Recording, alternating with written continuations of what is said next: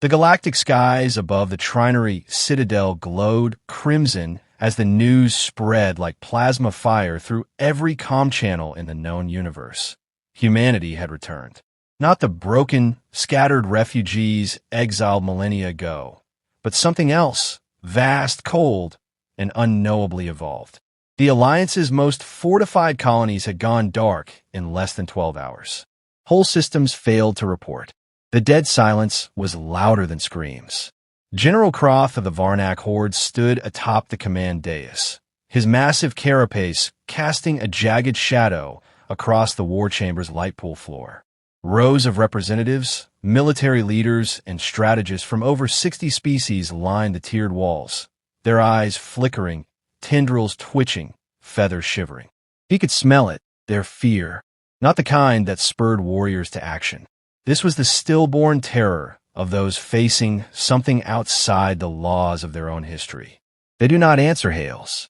They do not negotiate. Their ships decloak inside planetary orbit and unleash kinetic storms that turn atmospheres to glass.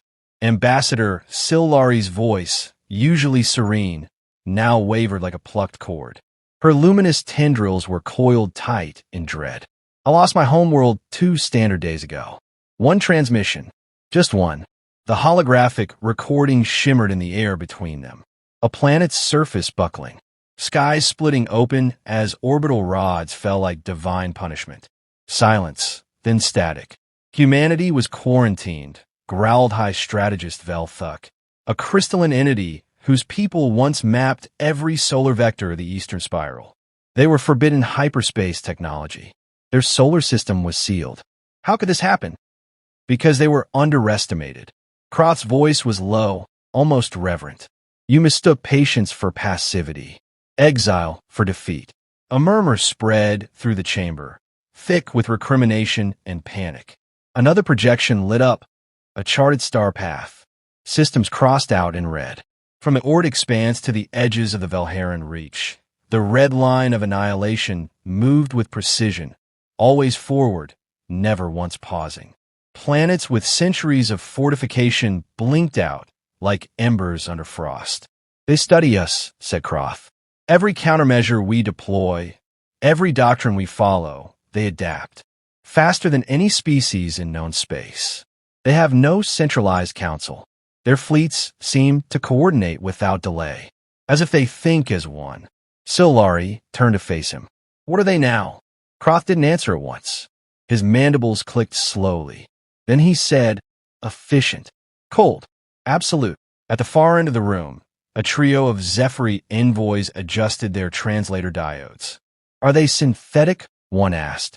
No, Kroth replied. They're still human. That's the horror of it. A long pause followed. Then, the central AI node flickered to life in the center of the hall. Urgent dispatch from the Rondel sector. 6 planets lost in 1 hour.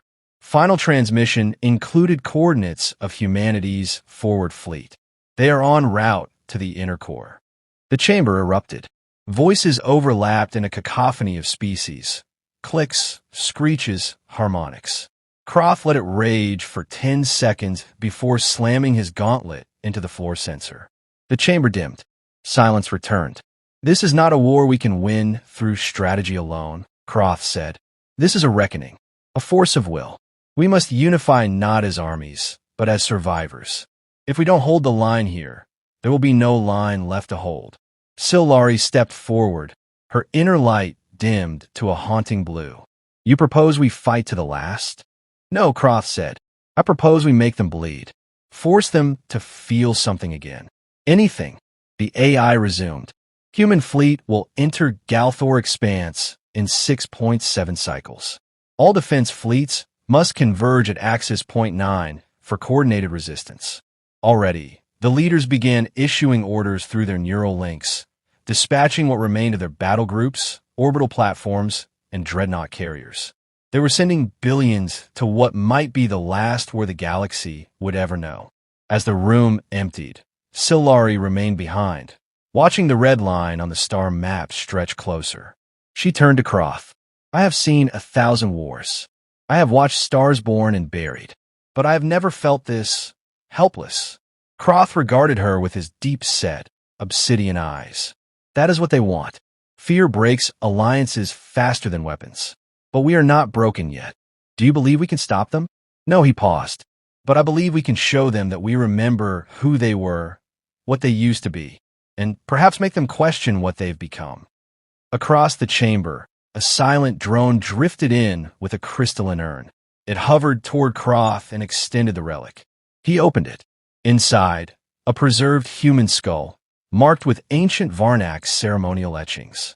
From the First Contact War, he said softly, they were primitive, savage, but they learned, and they remembered. Do you think they still remember us? They remember everything, he said. That is why they're here. Outside the chamber, the Galthor defense fleets ignited their jump drives, streaking toward Axis Point 9. Over 30,000 ships, millions of troops, and the collective hope of a shattered galaxy moved in concert for the first time in centuries. In the silence that followed, a deep tremor ran through the Citadel. A planetary shield calibration? Or something else? The AI flickered again. Correction, it said. Human fleet has accelerated. Estimated arrival, 3.2 cycles. Kroth didn't move. So, they want us unprepared. Sil'Lari's tendrils rose slightly. Then they have miscalculated. He nodded once. Let them come. Far beyond, in the black void where light seemed to bend away, the edge of a human fleet emerged, dark, angular constructs like titanic blades. No heraldry, no colors, just silence. And in that silence, the galaxy prepared to remember why it feared the dark. The war drums of the galaxy had never sounded so hollow. Xiraxis Prime, once a jewel of the inner core, now bristled with the full wrath of the Galactic Armies. Orbital defense rings spun like clockwork, each bristling with neutron disruptors and anti-phase torpedoes. A planet-wide shield shimmered faintly against the starless black. Ground forces entrenched themselves across 1,000 kilometers, with sentry towers piercing the clouds and plasma grids webbing the surface like veins of anxious energy. This was to be the line in the stars. This was where humanity would break. General Kroth stood at the forward command deck of the dreadnought Varkatha's Claw, his mandibles tense.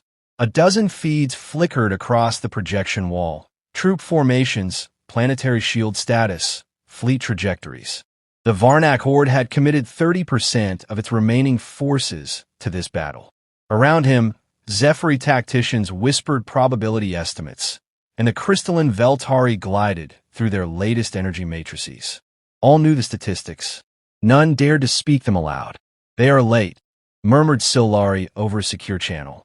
She stood on the surface below, overseeing planetary defenses. Her form glowed beneath layers of organic armor. Her voice as calm as always, but Kroth sensed the undercurrent. Dread. They are not late, Kroth said. They are precise. As if summoned by prophecy, the sky above them rippled. The void buckled, not with light but its absence. A circular wound opened in space, silent and absolute. No energy signature, no warp ripple. Humanity had arrived. From the breach slid a monolith of black metal, devoid of seams or engines. No heat, no radiation. A single ship, triangular and vast, blocking the light of an entire moon. Then another. Then 3 more. Each ship descended without sound, their edges flickering with dimensional bleed, as if their presence challenged the universe's laws. Engage, snapped Kroth. Dozens of fleets locked target. Ion lances fired from the outer rings. Phase disruptors blazed through vacuum. Explosions blossomed where human vessels floated. And then nothing. The damage faded like mist. The human ships remained untouched. Impossible, hissed Veltari Prime. The physics. They ignore physics, Kroth interrupted. Continue the assault. The orbital cannons charged to overload. Massive bolts of dark energy streaked across the void. At last, one struck its mark, or seemed to. The bolt pierced through the hull of a human dreadnought, only to vanish mid-exit, as though the space behind it ceased to exist. Then came retaliation. A beam, no wider than a whisper, shot from the lead human vessel. It touched the defense satellite array. In an instant, every satellite vanished. Not exploded, erased. Debris did not scatter. There was only absence. Entire components blinked out of reality as if redacted by a god. All fleets retreat to planetary orbit. Kroth roared.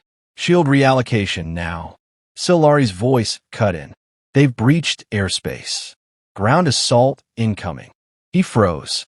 Already, on the planet, the air shimmered. For a moment, the sky glowed with something like aurora, but the colors were wrong. Sharp, cold hues. Then came the shapes. At first, they looked like falling stars. But these stars moved with intent. Human drop pods, sleek, angular coffins of descent, slammed into the ground with surgical precision. Within seconds, they split open like predator shells. The things that emerged were not soldiers in any traditional sense. Bipedal figures, some armored, some barely organic, began moving through the defenses. Kroth's troops opened fire. Plasma cannons lit the air. Mortars turned terrain into flame. The humans didn't slow. They moved with uncanny unity, weaving through gunfire, absorbing it where they had to. A Varnak battalion unleashed antimatter claws at point-blank range. The nearest human merely reached out a gauntlet hand. The energy dissipated. The Varnak were dead in 2 breaths. Sil'Lari directed troops from a fortified command post. Her mind raced through a dozen strategic simulations, none of which ended in survival. Still, she moved. She coordinated artillery zones, airstrike patterns, fallback routes. All the while, the humans advanced, silent, never once shouting, never once stopping to loot or burn. They don't fight like armies, she whispered. They move like a thought. Then, across the ravaged plains of Xiraxis Prime, the first sign of dissonance appeared. One human unit halted near a civilian enclave, a shelter of Zephyri younglings. The alien children trembled as the metallic giant loomed. It raised its weapon and paused. No command came. No violence followed. After a moment, it turned and rejoined the forward line, leaving them untouched. Sil'Lari saw this. She broadcast the footage to Kroth. They're choosing targets, she said. This is not rage. This is policy. Kroth's blood chilled. Then they're not just purging. They're restructuring. He tapped into the main battlefield channel. Pull elite forces from the northern front. Draw them into the dead zones. I want them to experience attrition. But the humans did not pursue the feints. They did not respond to ambushes. Instead, they neutralized communication arrays, supply routes, and orbital tethers with exactitude. They weren't winning a battle. They were deleting infrastructure. Kroth issued his final command. Evacuate non-combatants. This planet is lost. As the last of the transports fled orbit, the planetary shield began to flicker. Humanity had launched a swarm. Tiny, spider-like drones latching onto the shield generators, injecting viral code into physical matter. One by one, the shield nodes shut down, not with force, but by obeying new, rewritten logic. Kroth stared at the screen, silent. There was no valor in this defeat. No glory. Only precision and erasure. His command deck shuddered violently as a kinetic rod pierced the dreadnought's hull, carving it in half. He was thrown against the bulkhead. Flames licked the room. Secondary alarms blared. Kroth staggered upright, wounded but conscious, dragging himself toward the emergency pod. His final view of Xiraxis Prime, as the pod launched, was of a planet dying not in fire, but in method. The human fleet hovered above it, untouched, unhurried, like surgeons overseeing the final stages of an operation. Sil'Lari's last transmission reached him seconds later. Her voice was calm. I have ordered a ceasefire in my sector. They did not fire on us. They moved on. Kroth stared at the stars, now too quiet. Something inside him cracked, not from fear, but from recognition. Humanity had not returned as conquerors. They had returned as consequences. Behind them, they left not just ashes but silence. And in that silence, the galaxy began to wonder what kind of gods they had made of men. Commander Elara Myles stood at the center of the Axiom Aeternum's command deck, her gaze fixed on the orbital scans of Xiraxis Prime. The destruction was immaculate. Not a flame flickered, not a soul screamed, just silence, vast and clean, like a museum exhibit of ruin. Her officers worked without vocal confirmation, guided by neural links and thought sync protocols. It was not discipline. It was design. Xiraxis is neutralized, came the report, filtered through a synthesized chorus of AIs. Collateral kept within predictive limits. No tertiary targets compromised. Civilian structures untouched unless functionally entangled. Elara nodded once. Her body was still mostly biological, though augmented beyond recognition. Titanium carbon lattice bones, embedded quantum relays, thought-threaded command integration. But her heart still beat, and in moments like this, she could feel it working harder than protocol required. Begin data extraction from planetary cores. Archive their civic records. I want historical modeling completed before we touch down on the next node. A chorus of affirmatives echoed across the silent deck. She turned away from the display, walking toward the inner chamber. With each step, the gravity shifted slightly, intentional distortions designed to maintain her focus. No comforts, no distractions. Inside the chamber, a single stasis tube glowed blue. Inside floated the preserved remains of a Terran soldier from the First Exile War. Carbonized armor, fractured helmet, and a fossilized piece of parchment clutched in his hand. On it, written in fading ink, were the words, "We will remember." Elara didn't speak aloud. The gesture was for her, not the crew, not the machine. They thought erasure would save them, but they forgot we remember everything.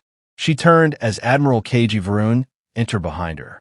A fellow relic of Earth's deep restoration phase. His flesh had long since been surrendered to synthetic casing, but his voice carried the cadence of ancient Tokyo, a voice preserved not by necessity, but reverence.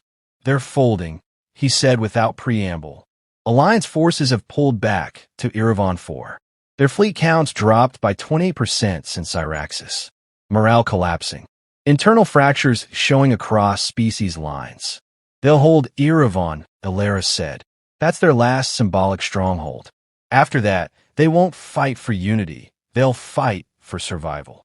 Varun leaned against the edge of the display, fingers tapping coded sequences into the table. "And we will still advance?" Elara didn't answer right away. Her mind was deep in the link, 100 models blooming simultaneously. Probabilistic simulations, linguocultural decay, charts, extinction curvature estimates. And yet none of it addressed the core. None of it touched the ancient ache burning just beneath her synthetic sternum. "Of course we advance," she finally said. "This isn't about conquest. It never was." Varun's optic sensors dimmed slightly. "Then what is it about, Commander?" She looked at him, truly looked, as if seeing a ghost inside metal. "It's about memory. Justice, perhaps. No, not justice. Accounting. They wrote us out. Sterilized Mars. Isolated Earth. For centuries, we screamed into the void. Do you know what it does to a species, being told its soul is unworthy of the stars?" Varun didn't respond. He had lived it. They all had in their way. "When they came to Earth," she continued, "they called us violent, unstable, a risk to the galactic order. And maybe we were. But what civilization wasn't in its youth? They didn't help us evolve. They locked the doors and walked away. We broke those doors," Varun said quietly. "No," Elara corrected. "We built our own galaxy behind them." She turned back to the display. Erevan 4 flickered at the center. Massive, defended, sacred to the Alliance. It wasn't just a fortress. It was a symbol, the place where the original quarantine order was signed. "Do you remember what they did to the Europa colonists?" she asked. Varun's fingers stilled. "I read the records. They gassed the colony, said it was a containment breach, claimed it was merciful. That decision was made here by the Council on Erevan. No apology, no explanation, just an entry in a forgotten log." He didn't respond. There was nothing to say. Elara closed the stasis tube and sealed the chamber. The past would rest, but only after it had been witnessed. On the main deck, tactical officers were already adjusting trajectories. The fleet, over 4,000 vessels strong, moved with elegant inevitability. They didn't need a war cry. Their engines whispered like scalpels. Suddenly, an alert rippled across the neural network. Intercepted transmission from Veltari Intelligence Net, an officer announced. Encrypted in dead code. Origin point unverified. Elara accessed the feed instantly. The message was garbled, but audible, a stream of broken syntax layered over harmonic frequencies. And then, a voice, alien, familiar. This is Sil'Lari of the Zephyri. If you hear this, I ask for dialogue. Not surrender. Not delay, but understanding. If such a word still exists in your lexicon. Elara stood still. Not from surprise, but consideration. Do we respond? Varan asked. Not yet, she replied. But we log it. We observe. You think she matters? She survives Xiraxis. That means something. Varan nodded and turned away, leaving Elara with the echoes of an ancient name.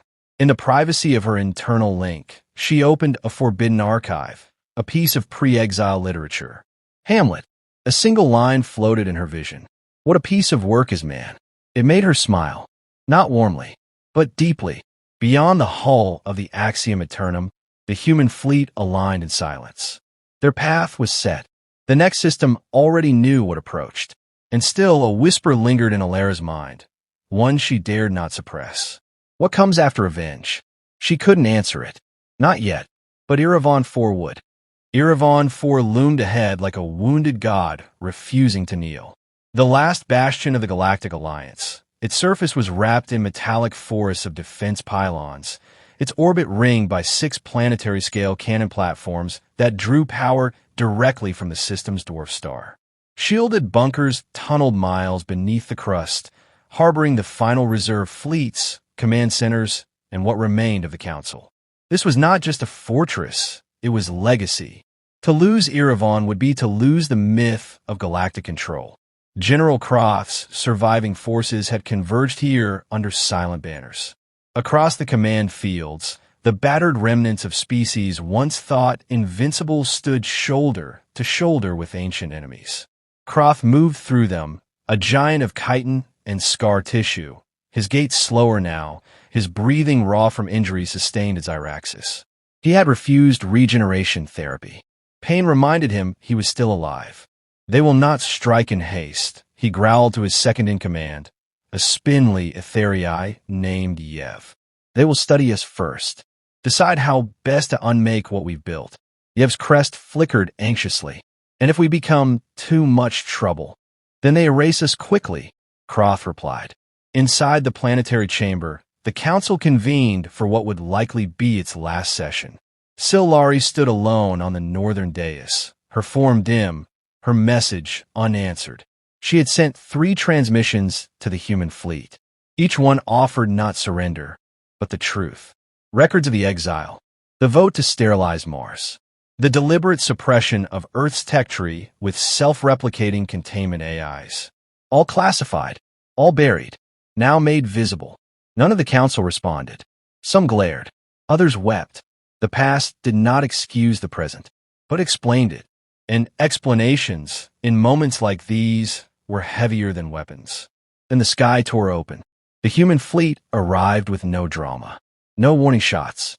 No ultimatums. Their ships did not decelerate. They did not maneuver. They simply occupied, black titans stretching into the darkness, casting artificial night across Erevan's surface. One by one, the orbital cannons powered up, monuments of superheated wrath forged for this very apocalypse. They fired. Light bloomed. Space screamed. And yet, nothing landed. The human vessels had already shifted position between time pulses, their engines slicing microseconds into hiding places too fast for even physics to grasp.